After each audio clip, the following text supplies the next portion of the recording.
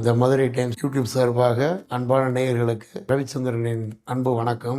இந்த காணொளியில நான் மதுரை அரசரடி அருகில் உள்ள ராம் விக்டோரியா திரையரங்கம் சம்பந்தமா என்னோட நினைவுகளை உங்ககிட்ட பகிர்ந்துக்கிறலாம்னு நினைக்கிறேன். மதுரை ராம் விக்டோரியா தேட்டருங்கிறது எஸ்எஸ் காலனி வடக்கு வாசல் காரந்து ஆரம்பிச்சு சோழமலை தியேட்டருக்கு அருகில் சென்ட்ரல வலதுகை பக்கம் கிட்டத்தட்ட மிக பிரமாண்டமான பெரிய தேட்டர் அவங்க கட்டினாங்க. அதாவது மதுரையில் முதல் 70mm தேட்டர்னு பேர் வாங்கக்கூடிய தேட்டராக தான் கட்டினாங்க. பட் அது திறக்கிறதுல கொஞ்சம் சிரமமானதுனால அதில் சிலிப்பிரியா தேட்டர் முதல் 70mm தேட்டர் ஆயிடுச்சு. அவங்க ஏறக்குறைய அந்த மாவீரன் பட காலகட்டங்களில் அதை திறக்க ட்ரை பண்ணாங்க. 86 காலகட்டங்களே கட்டி முடிச்சிட்டாங்க. அந்த தேட்டரை திறக்க ட்ரை பண்ணி 1992 ஏப்ரல் மாதம் திரையரங்கம் திறந்துருப்பாங்கன்னு நினைக்கிறேன். திறந்து முத தலைவர் எம்ஜிஆர் நடித்த உழவு சுற்று வாலிபனை ட்ரையலாக போட்டு ஒரு 2 வாரத்துக்கு மேலே அந்த படம் ஓடிச்சு. ரொம்ப சிறப்பாக இருந்துச்சு. அந்த தேட்டரை பற்றி இன்னும் உங்களுக்கு சொல்லணும்னா, நம்ம தங்க தேட்டருக்கு அடுத்தா மீனாட்சி, தேவி, சிந்தாமணின்னு சொல்லுவோம்ல, அதுக்கு இணையா ஏகப்பட்ட இருக்கைகள் கொண்ட தேட்டர். அந்த தேட்டரோட அமைப்பு எப்படி இருக்குன்னு கேட்டீங்கன்னா, வடக்கு பக்கம் முகப்பு, தெற்கு பக்கம் ஸ்கிரீன் போனீங்கன்னா அப்படி கரெக்டா அந்த கிருதுமால் நதி ஓடும் பாருங்க, அது ஓடுறதுக்கு பக்கத்துல கரெக்டா இது மாதிரி போட்டு ரைட் சைடு கவுண்டர் இருக்கும். பார்க்கிங் 2 பக்கமுமே நல்லா அரேஞ்ச் பண்ணிருப்பாங்க. தியேட்டருக்கு முன்னாடி பாத்தீங்கன்னா ஏறக்குறைய அம்பிகா தியேட்டர் அமைப்புல 10-15 படிக்கட்டு தாண்டி உட்காந்து உள்ள போய் அப்படி தியேட்டருக்குள்ள போற மாதிரி இருக்கும். கவுண்டர் இந்த பக்கம் ஆண்களுக்கு இருக்கும், அந்த பக்கம் பெண்களுக்கு இருக்கும். இந்த தியேட்டர் சவுண்ட் சிஸ்டம் எல்லாமே ஓரளவு சூப்பரா இருக்கும். அது பாத்தீங்கன்னா நம்ம பெரிய ஜனத்திரள் நடுவுல பாக்குற சிலிப்பிரியா தியேட்டருக்கு ஈக்குவலா அந்த தியேட்டர் இருக்கும். அந்த ஸ்கிரீன் பாத்தீங்கன்னா அப்பயும் 70mm ஸ்கிரீன். அதுல அந்த கவுண்டர் இருந்து டிக்கெட் போனோம்னா இந்த தியேட்டரோட வலது பக்கம் ஆண்களுக்கும் இடது பக்கம் பெண்களுக்கு டாய்லெட் இதுகள் வசதிகள்லாம் இருக்கும். பட் இந்த கேன்டீன் இதுக்கு பூரா பாத்தீங்கன்னா இந்த 2 பக்கம் கவுண்டருக்கு பாத்தீங்கன்னா முன்னாடி வராண்டால ஓரளவு கிட்டத்தட்ட 100 பேர் நிக்கிற மாதிரி ஒரு அமைப்போட அந்த வராண்டா இருக்கும். ஓரளவு பார்க்கிங் எந்த பிரச்சனையும் இருக்காது, அந்த அளவுக்கு இருக்கும். அதுல படம் பார்த்த அனுபவங்கள் பத்தி உங்ககிட்ட கொஞ்சம் சொல்லலாம். அதுல அநேகமா 1992 ஆரம்பிச்சு நம்ம ராமராஜன் ஏறக்குறைய 89ல இருந்து ஒரு 90 வரைக்கும் மிகப்பெரிய உச்ச நடிகராக இருந்தார். அந்த காலகட்டத்தில் இந்த தியேட்டர் ஓபன் ஆச்சு. ராமராஜன் கௌதமி நடிச்ச பொண்ணுக்கேத்த புருஷன் ஒரு படம் 92ல அங்கேதான் ரிலீஸ் ஆச்சு. இந்த தியேட்டர்ல 5 வாரம் ஓடினாலே மிகப்பெரிய வெற்றி படம் மாதிரி தான் இருக்கும். அந்த அளவுக்கு ஓரளவு அந்த படம் நல்லா ஓடிச்சு. அதுக்கப்புறம் நீங்க பாத்தீங்கன்னா உலக நாயகன் கமலஹாசன் நடித்த மகாநதி படத்தை குறிப்பா சொல்லணும். மகாநதிலாம் அந்த படத்துல பார்க்கும் போதுலாம் ஒரு ரசிகர்லாம் அவர் ஒரு தெலுங்கு படம் பார்க்கணும் போல இருக்கு. அவருக்கு அந்த ஆர்ட் படம் மாதிரி ஒரு நல்ல ஒரு குடும்ப கதையான ஒரு படம். மகாநதிங்கிறது எப்படின்னு கேட்டீங்கன்னா, பம்பாயில ஓடுற மகாநதி பல மாநிலங்கள் இணைச்சு வர மகாநதின்ற மாதிரி கமலோட குடும்ப கதையில மகளே வழி மாதிரி போயிருவாப்புல தேடி கண்டுபிடிச்சு போற மாதிரி அந்த கதை அமைப்பு மிக அற்புதமா நடிச்சிருப்பாரு. கமலஹாசன் மிக அற்புதமா நடிச்ச படம். அதுக்கு ஒருத்தர்லாம் நெளிஞ்சாரு, பல ரசிகர்கள் சேர்ந்து அவரெல்லாம் சத்தம் போட்டிருக்காங்க. அதை பார்த்திருக்கேன் நானு. நீ பாக்குறேன்னு தெலுங்கு டப்பிங் பண்ண ஏதாவது போக வேண்டியது, இந்த படத்துக்கு ஏன் வந்த அப்படின்னு சொல்லி காமெடியா விரட்டிலாம் விட்டாங்க. அந்த ஆளு அவன் அப்படி இப்படி சுத்தி கடைசி அவனும் பார்த்து உட்காந்து உணர்வுபூர்வம் ஆயிட்டான். அந்த ஆளு அந்த அளவுக்கு ஒரு உருக்கமான படம் மகாநதி. அந்த படம் ஏறக்குறைய ஒரு 12 வாரங்களுக்கு மேல ஓடிச்சு. புரட்சி கலைஞர் விஜயகாந்த் டச் பண்ணா போக முடியாது. அவரோட தவசி படம் உண்மையிலே மிக அருமையா அற்புதமா ரசிச்சாங்க மக்கள். விஜயகாந்துக்கு சொல்ல வேண்டியதில்லை, அவருக்கு பலதரப்பட்ட ரசிகர்கள் இருப்பாங்க. சத்யராஜ் கூட ஒரு பதிவுல சொல்லியிருக்காரு, எம்ஜிஆர் வள்ளல்னு சொல்லுவாங்க, ஊரறிஞ்ச உண்மை. ஆனா உலகறிந்த உண்மை என்னன்னு கேட்டீங்கன்னா, எம்ஜிஆர் காட்டில பன்மடங்கு வள்ளல் தன்மை வாழ்ந்தவர் விஜயகாந்த் அப்படின்னு சொல்லி எம்ஜிஆர் ரசிகரான சத்யராஜ் ஒரு பேட்டியில பதிவு பண்ணியிருக்காரு. திரையுலகில் அள்ளி கொடுத்தவர் புரட்சி தலைவர் எம்ஜிஆர்.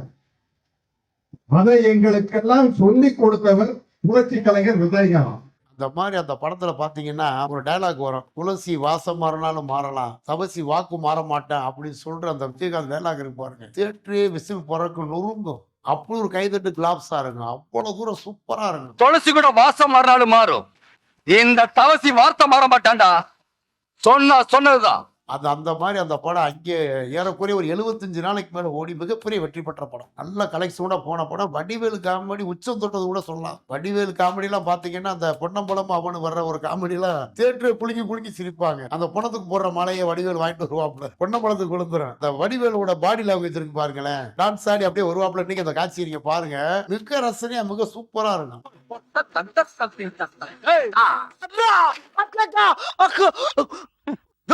என்னையா மாலை நீ போட்டுக்கிட்ட? அப்படியே தவசி அங்கேதான் ரிலீஸ் ஆச்சு. எங்க தம்பி சத்யராஜ் நடிச்ச கட்டளை, பிரபு படம் மரவன், கார்த்திக் பாத்தீங்கன்னா உன்ன நினைச்ச பாட்டு படிச்சேன்னு ஒரு படம், அருமையான படம். அதுவும் நல்ல வெற்றி கொடுத்த ஒரு படம். கார்த்திக்கும் கௌதமி நடிச்ச சின்ன கண்ணமான ஒரு படம். அது எப்படி படம்னா ஆங்கில படம் மாதிரி அதை எடுத்திருப்பாங்க. ஹாஸ்பிட்டல்ல அந்த குழந்தை மாறுற கதை ரொம்ப உணர்வு பூர்வமான. கார்த்திக் இயல்பா சூப்பரா நல்லா பண்ணியிருப்பாரு. சின்ன கண்ணம்மா இங்கேதான் ரிலீஸ். அதே மாதிரி நிறைய படங்கள் போட்டிருக்காங்க, ஆங்கில படங்களும் போட்டாங்க. இந்த மாஸ்க்னு ஒரு படம், அதுவும் நல்லா ஓடுச்சு. முக்கியமா சொல்லணும், ஏஆர் ரகுமானுக்கு பயங்கரமா பேர் வாங்கி தந்த இந்தி படம் ரங்கீலான்னு கேள்விப்பட்டிருப்பீங்க. ஏறக்குறைய ஜாக்கி ஸ்ராஃபும் ஊர்மிளான்னு ஒரு நடிகர், ஊர்மிளா ஒரு இந்தி நடிகர், தமிழ் இந்தியன்ல கமலுக்கு ஜோடியா வருவாங்க, இன்னொரு ஜோடியா வருவாங்க, மனிஷா கொய்ராலாவோட ஊர்மிளான்னு வருவாங்க. அந்த ஊர்மிளாவும் ஜாக்கி ஸ்ராஃப் அந்த நடன காட்சிகள்லாம் ரசிகர்கள் வெகுவாக ரசிச்சாங்க. அந்த மியூசிக்லாம் அந்த பேட்டனே மாத்திருப்பாப்ல ஏஆர் ரகுமான். நவீனமா அவ்வளவு அழகா 50 நாட்கள் மேல் ஓடின படம் அது. அதே மாதிரி ராஜா இந்துஸ்தானின்னு ஒரு படம், இந்தி படம், அதுவும் சூப்பர் டூப்பர் ஹிட்டா ஓடிச்சுங்க. நல்லா அருமையா ஓடிச்சு, அருமையா வந்துச்சு.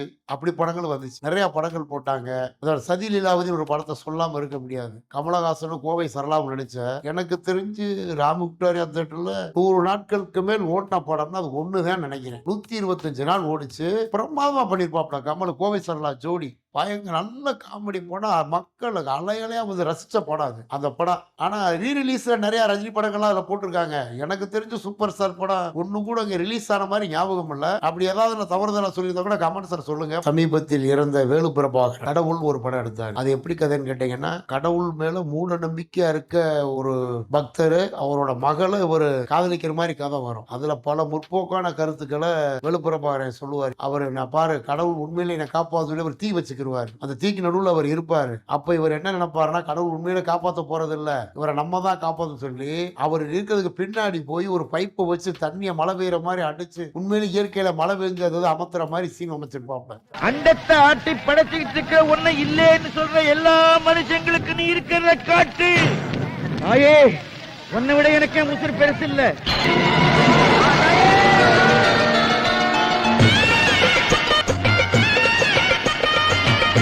நான் இங்க இருக்கேன், ஆத்தா மழையை பெய்ய வைக்கல, நான் தான் பெய்ய வைக்கிறேன். அப்போ அந்த வி கோபாலகிருஷ்ணன் நடிகர் பார்த்திருப்பீங்க, பழைய சிவாஜி எம்ஜிஆர் படங்கள் எல்லாம் வந்திருப்பாரு.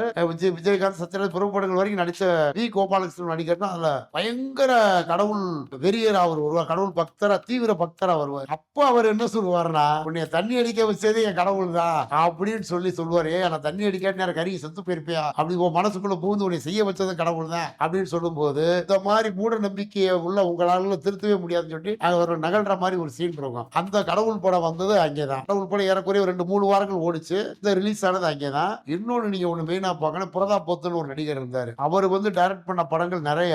அதுல அவர் டைரக்ட் பண்ண யதார்த்தமான வாழ்வியல் கதை வந்து சீவலப்பேரி பாண்டின்னு ஒரு படம், போலியன், அகானான்னு ஒரு நடிகர், சரண்யா எல்லாம் நடிச்ச அந்த சீவலப்பேரி பாண்டி அருமையான ஒரு சாதிய ஆதிக்கத்தை எதுக்குற மாதிரி ஒரு படம் அது சீவலப்பேரி பாண்டி.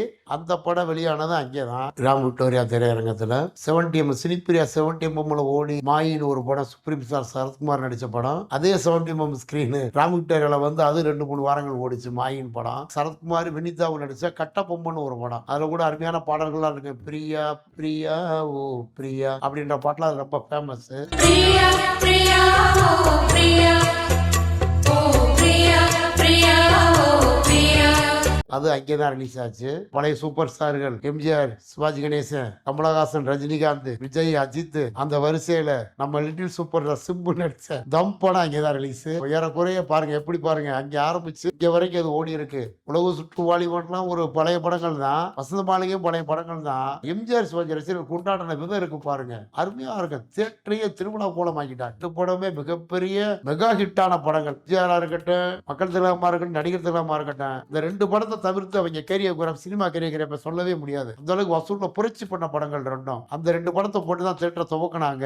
அங்கே ஆரம்பிச்சு நான் சொன்ன படிப்படியா எல்லா நடிகர்களையும் வந்து நம்ம லிட்டில் சூப்பர் சிம்பு வரைக்கும் படம் போட்டிருக்கான பாருங்க. இந்த அளவுக்கு ஒரு ரசனையோடு அந்த தியேட்டர் ஓடி இருக்குன்னு பாருங்க. அப்படியே அந்த திரைப்படங்கள் கடைசியில் என்னாச்சுன்னா 80s 90sல வந்து கொஞ்சம் அடல்ட்ஸ் ஒன்லி படங்களா போட ஆரம்பிச்சாங்க. அது ஓரமா அங்கிட்டு பின்னாடி ஒளிஞ்சு ஓரமா வந்து அது அப்போ வந்து அந்த சினிமா பார்க்கறது பெருங்குற்றமா இருந்த காலகட்டம். அடல்ட்ஸ் ஒன்லி படங்களை பார்க்க ரொம்ப பயந்து இதெல்லாம் வந்து போனாங்க, அப்படிலாம் போட்டாங்க. போட்டு அந்த தியேட்டர் நிர்வாகத்தை சரிவர நடத்த முடியல. அந்த தியேட்டரோட உரிமையாளர் பேரும் கூட தாஸ்ன்னு நினைக்கிறேன், கேள்விப்பட்டிருக்கேன். சரியா இல்லையான்னு தெரியல. நிறைய பேர் பார்ட்னர்ஷிப் கட்டும் போதும் பிரச்சனை தான், ஓடும் போதும் பிரச்சனை தான். அந்த பிரச்சனைக்கு நடுவுல பல அருமையான படங்களை அந்த தியேட்டர்ல கொடுத்துருக்காங்க. ஏறக்குறைய 13 பேர் பார்ட்னர் எல்லாரும் அதை சொல்லுவாங்க. அந்த தேட்டர் அமைப்பு பார்த்தீங்கன்னா இன்னமும் இருக்கு. இப்போ பார்க்கும்போது சங்கடமாக தான் இருக்கேன். அந்த தேட்டர் 92 ஆரம்பிச்சு என் நினைவு சரியா இருக்கும்னா ஒரு 12 வருடங்களுக்கு மேல அந்த தேட்டர் ஓடி அது ஏகப்பட்ட படம் போட்டு நல்லா ஹிட் ஆகி சவுண்ட் சிஸ்டம் எல்லாமே சூப்பரா இருக்கும். அதுக்கப்புறம் கொஞ்சம் இந்த மலையாள படங்கள்லாம் கொஞ்சம் போட ஆரம்பிச்சாங்க.